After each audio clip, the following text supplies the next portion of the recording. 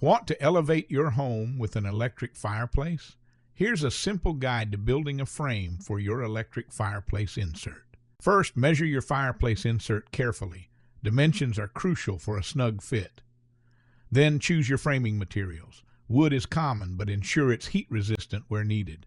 Using your measurements, construct the frame. If you're planning a wall-mounted or recessed design, make sure it's properly supported and aligned with your wall structure. Use screws, brackets, and a level to ensure everything stays secure. When designing the frame, leave room for ventilation and consider how it fits into your room's decor. Paint or finish the frame to complement your space and give it a polished look. With the right tools and a bit of planning, you'll create a beautiful and functional addition to your home.